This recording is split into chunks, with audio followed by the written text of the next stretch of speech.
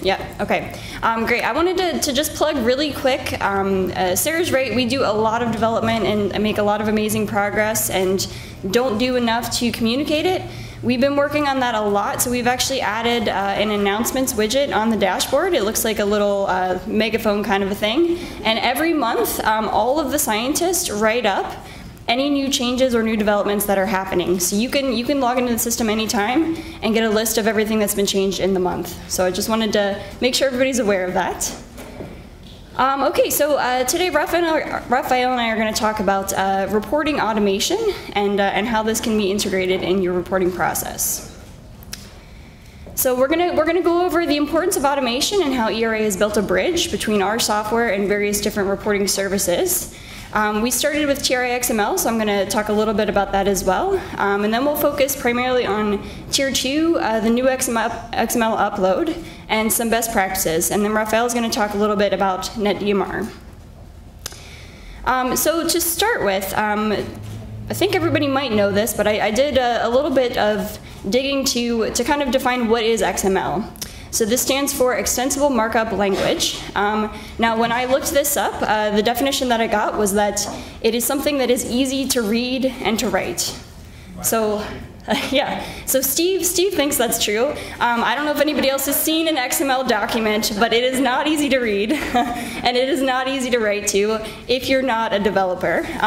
But the kind of the idea here is that it's a standard document that can be used especially for complex data types. So that is the benefit. It's a simplified and structured data transfer process. So just to give a little bit of history, when the TRI program first developed an XML upload, it was actually, Sarah tells me it was actually for Try Me Desktop, not even Try Me Web. CSV. Yeah, oh, it was a CSV? Okay, great. Well, ERA was one of 2 companies that at the time developed that process to be able to do the upload. And for those of you in the back, I don't know if you can see this, but that does say 1997. So in August of 1997, that was the first automated data transfer.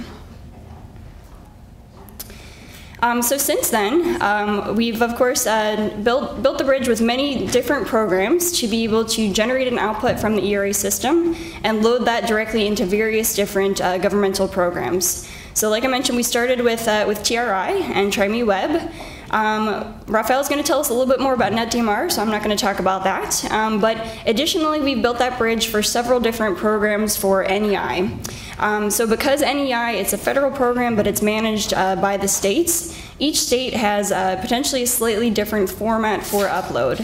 So if they do accept uploads, we've built that bridge. Some good examples are for Alabama. We actually just built the XML upload for Alabama. We've been working with Texas for a long time for the STEERS upload, and a lot of states now are switching to or have already adopted Slice. So we're building the upload capabilities for that as well. Great, and of course, Tier 2, that's where I'm going to focus on next. We do have the upload capabilities there as well. So depending on your state, most people report with Tier 2 either with Tier 2 Submit or with ePlan. There are certain states, like for example Louisiana, that do have a separate program, and if that state again has a capability to have an import and support an upload, we've built that bridge. So right now Louisiana actually is the only state that has a different format for upload. Everybody else either uses Tier 2 Submit or ePlan, or they don't have upload capabilities right now. So for today's presentation, we're going to focus more on Tier 2 Submit and ePlan. So just looking at the difference between the two and the comparison, we can see Tier 2 Submit has 3 ways that you can utilize data transfer for reporting for Tier 2. Of course, we can do this manually. So if you've got a small data set and want to just enter that into Tier 2 Submit, that's possible. We've supported the MER upload for several years now, and what's new is the XML data transfer. So in 2016, they built an XML upload for Tier 2 as a way to kind of form a common data standard to improve communication between federal, state, local, and tribal organizations. So this is very important. It's safety information. It's used for first responders. So being able to share that data and communicate has been pretty critical. So ERA, of course, at the time created the XML output. So currently, if you process Tier 2, you can generate either an XML or an MER to be able to upload to Tier 2 Submit. Now, currently, the MER is still supported for an upload capability by the EPA and by ERA because certain other agencies, like ePlan, have not yet been able to make that switch to the XML. So while that's in transition, we'll be supporting both. Okay, so just to look a little bit at how this can be more automated within the ERA system, we've talked a lot about leveraging existing data sets and reducing any duplication of work or redundancies. So everyone's already tracking chemical and material data in the system, everyone's already tracking usage records, and a lot of people are already tracking inventory records. So with that information, there's several different ways that you can process your Tier 2, and then of course generate that XML and MER output. So I wanted to focus now on some new improvements that we've made to help streamline the Tier 2 reporting process. So these are all new additions that will be are available and will be available for the next reporting year. So the first is being able to add in Tier 2 information at product specifications. So anytime you have a new material and go to add it into product specs, you can see there's a Tier 2 info tab up there in the top right. And here for the material level, you can add in all of the physical and health hazards, add in storage location data, and add in the capacity of the storage locations. So if you're processing your Tier 2 and you want to have this information pulled in, especially if you're reporting per product or mixture, this will pre-populate the Tier 2 based on all of the information that's here. So this is helpful, especially if you do it at the time that you purchase or first add this material into your database. All of that information can be added and it's there ready to process for your Tier 2. Now one new thing that we've added here, there we go, is an option to always include in Tier 2 processing even if no usage or inventory records are added. So certain things that might not be required for tracking for air emissions or for TRI, such as say like pressurized tanks. If you have argon or oxygen and are tracking that only for Tier 2 and nothing else, you can add this in, put in the storage location capacity, and check this box. And then even if you don't have any usage or inventory records that are loaded into the system, that will always get pulled into your Tier 2 for processing. So this can be managed over time if there's any changes in the capacity, say you get another tank, you can either add that in or archive this product, and for the next year then you'll have that additional data. Okay, so the next new development, this is something that was implemented before the last Tier 2 reporting, is the processing wizard. So this is really a way to organize and streamline how you run through that process to be able to select the right version of how to process based on your facility. So for those of you that have not processed a Tier 2 with ERA, we've got 3 different methods for processing. The first is based on standing inventory records, so looking at your inventory transactions based on what's on site per month, frequently is how that's done. The system will then pick out the maximum amount of each chemical or each material that you have in your inventory for the year. The second option is monthly inventory, which is going to look at a calculated inventory transaction based on all of the movements of any material at your facility. So it's going to look at what's been purchased, anything that is received, transferred, returned, and even used, to calculate then a standing inventory per month based on all of those transactions. And the last option, which is actually the most commonly used, is processing based on product usage. So we're going to focus on that and dig into that a little bit more. Great. So if your facility does not have inventory records available or good inventory transactions, you don't trust it, or you even want to check it a different way, the system can process the maximum amount on site as an approximation of what was used. So when we look at this for Tier 2, this of course is an approximation, so it's sometimes good to look at it in a few different ways, but usually we recommend to consider how much you buy in bulk at your facility and how long it takes to run through that inventory once a material has been purchased. So we have different usage periods that you can choose from. So if you look at 1 month usage period, the system is going to look at the total usage in every single month in the year, and then pick out the maximum amount of the chemical or the mixture material based on that 1 month usage period. If you want to be a little bit more conservative, we can also look at a 2-month usage period, and this is going to look at the sum of every 2-month period in the year, so January plus February, February and March, March and April, sum those up, and then pick out the highest amount of each chemical and each mixture used. So this goes all the way up to even 12 months if you want to be really conservative and maybe for some reason you're buying everything at the beginning of the year and using it all then, but it gives you a lot of different options to process and look at the Tier 2 results.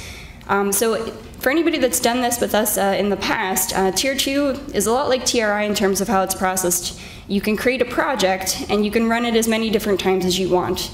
So this gives you an opportunity to be a bit flexible in how you're processing that data. Perfect.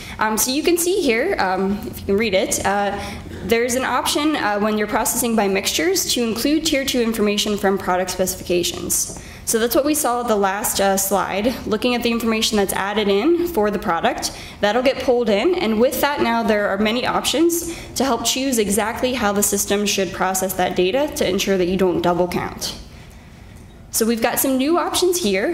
If you're tracking information, of course, by usage or inventory, but also have data and storage location capacities in the product specifications, you can choose to have the system pick either the maximum amount when comparing the two of those, or the minimum amount if you know that your capacities are good, or always go one way or the other. So these options kind of give you the flexibility to look at the data a couple different ways and make sure that you're not double counting based on everything that's been added.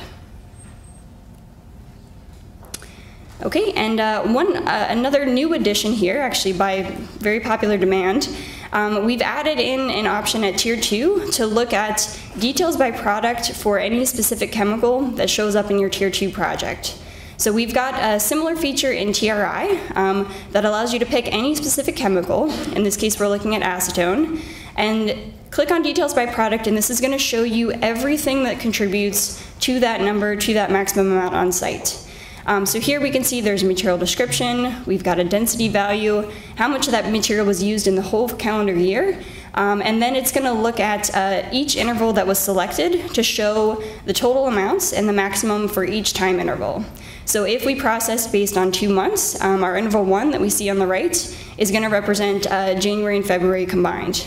Interval 2 is February and March. So this allows you to do a detailed analysis, good quality control, make sure that the data that you're reporting for your Tier 2 is complete, is accurate, and that you're not over-reporting for any reason. So we wanted to take a little bit of time and just highlight some commonly missed items on Tier 2 just to make sure that everyone is thinking of this and accounting for it in your processing. So some things that maybe aren't tracked as regularly, hopefully not storage tanks, but that's something that we can add into the system as part of the tanks module, if you've not done so already, to calculate air emissions off of the tanks. But anytime a storage tank is set up in the system, we will process that in the Tier 2 and look at the capacity of the tank and all of the materials going through it to include that information in the final Tier 2. I mentioned pressurized gas tanks as something that can be added at the product level, but of course we can also track usage of that as well. We do have capabilities also to include waste generated as a byproduct. So if you have any waste treatment activities on site, say the manufacture of nitrates while neutralizing acids, that might need to be included in your Tier 2 depending on what you're looking at for various things. So if there are any such activities and any waste being generated as a byproduct, do look into that to see if anything else should be included in your Tier 2. And 2 final examples are lead acid batteries and wood dust. Frequently these are not tracked regularly because they will not, especially lead acid batteries, won't have any releases in at least normal conditions, but they are required for Tier 2 reporting for lead and sulfuric acid. So when processing a Tier 2 and when reporting Tier 2, there are several options available for how you can submit your final report. So I always tell people I find Tier 2 actually pretty challenging because you have so many different options to come up with what's going to be the best representation of your facility. So it gives you some flexibility, but sometimes that can be hard to pick and choose what you need. So when you report Tier 2, you can report either by pure chemical or based on a product and mixture, or you can even group mixtures if they have similar hazard classes and report that as one group. And of course, we can do a combination of all of those for the Tier 2. So what's important is to make sure that you select an option that's going to make the most sense to the first responders. Sarah mentioned the other day that this report is important for firefighters, and we want to give them the most comprehensive information available to make sure that we can ensure not only their safety, but the safety of everyone at the facility. So we do have options to do all of these. You can process Tier 2 based on categories if you do want to group based on similar hazard classes. But it is important to remember that your Tier 2 should be consistent, or your SARA 312 really should be consistent with SARA 311 reporting. Just in case anybody needs a quick refresher for EPCRA 311 and 312, just wanted to highlight this too. So for 311, it is required that you submit an SDS, or a list of materials and chemicals, to your local emergency planning committee. And this is due within 3 months when you first become subject to the rule. So this is something that is not an annual requirement. You need to be constantly assessing and looking at new materials to make sure that that is reported to your LEPC. As mentioned here on the slide too, anytime you do get a new SDS, that should be submitted within 30 days of receiving that material. So it's important to assess this, especially on a monthly basis. SARA 312 or Tier 2, of course, is due by March 1st, so that's an annual requirement. So please make sure that you're analyzing both, that they're consistent, and especially for 311, that's a monthly assessment. Okay, and we wanted to point out some changes that are coming up for the next reporting year.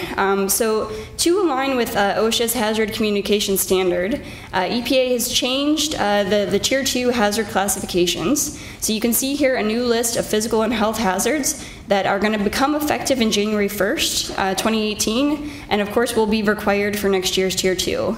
So we recommend to start early because this is going to be a change. We need to make sure that any materials or chemicals are classified based on these new physical and health hazards. We will, of course, be changing the system. We're working on that right now to make sure that Tier 2 processing includes all these categories, the Tier 2 info at product specs includes all these categories, and the output for XML and MER do as well.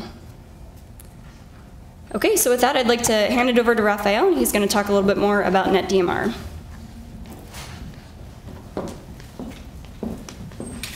Thank you very much, Laura. So if you are a Net DMR certifier, you know that since December 21st, 2016, it's no longer possible to send a hard copy to your agency. You now have to report your discharge monitoring reports in the Net DMR, which is accessed through the CAX gateway that Nora showed us a little bit earlier.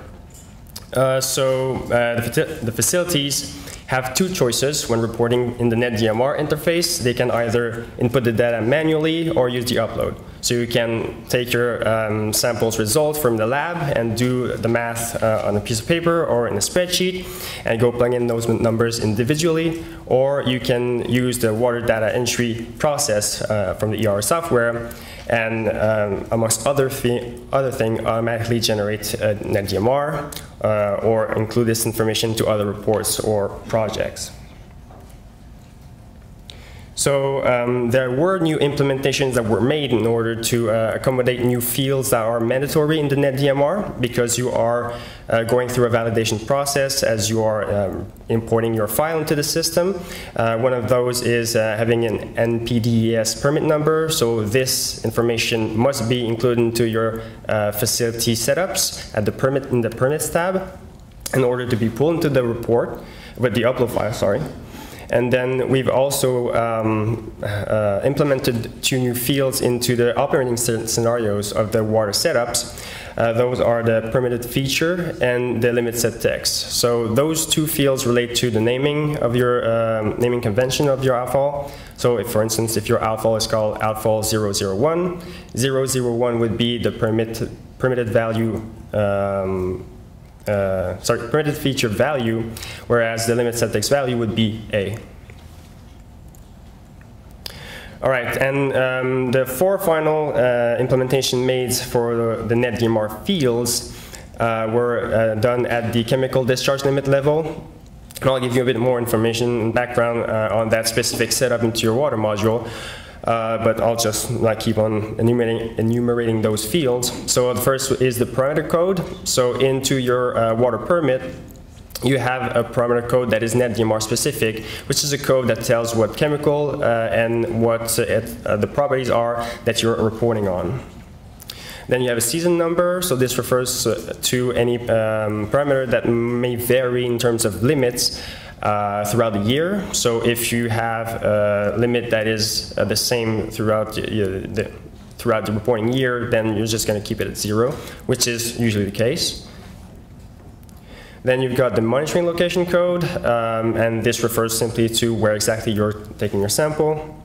And then there's the net DMR unit, which is a list of units that are acceptable for the net DMR submission. So this is a simple information flow from your water sample to your net DMR submission, what's going on there. So you simply grab your sample, send that to the lab, and the lab is going to generate the result in the output, which hopefully will be a spreadsheet that with very little or no formatting at all, you can just import into the water sampling project, which I'll show you an example of a little bit later. And in that place, that's where we centralize all the water data, you can generate automatically the net DMR, because calculations are going to be done automatically, so you won't have to do that on your, outside of the system. And you'll be also able to leverage this data, as mentioned, to generate other reports. So once you've clicked the generate button for the net DMR report, you are all set to just browse for the file, well, log into the net DMR interface, browse for the file and import. So lab analysis results come in all shapes and sizes. The key idea here is that you can request from your lab that the output can be generated in such a way that it can be imported into the system with very little or no data manipulation or formatting, sorry. So, many of our clients have done that, and if you need any kind of samples, we'll be glad to help you with that. So please let us know. So this is a quick recap of what I've shown you earlier in the water GRI presentation, and now exactly is the data being processed and then what the outputs are. This is just basically highlighting the fact that now the net DMR is one of the new outputs that you can generate automatically and then just proceed with reporting. So this is a water sampling project. So this is a place where we can basically tailor a record on your business logic. And what I mean by that is that we can just look into your specific water permit and define exactly which parameter you're going to report on, and not have just all the parameters listed there available to you for no reason at all. So, and those can be effluent parameters such as pH, temperature, flow. They can be standard chemicals, so those with the CAS numbers, and the water parameters like biological oxygen demand or anything really that is on your permit.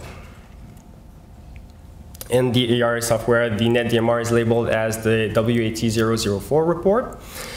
So it's a CSV output that you can open with Excel. So once you've generated that report, you can, of course, open the Excel file and review it by opening it, which I would not recommend because this is not very easy to read. What I'd rather suggest is to go straight into the net DMR interface once you've generated your output. Browse for the file, go through the validation process as mentioned earlier, and then you will be able over there to do your QA/QC and edit anything that might be incorrect or questionable.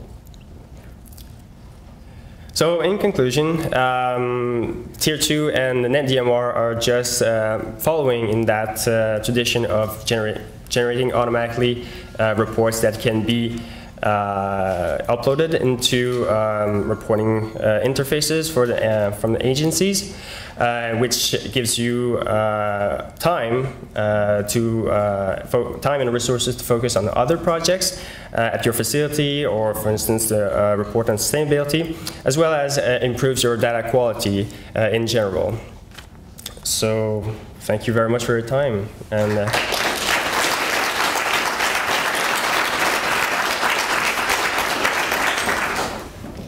do we have any questions?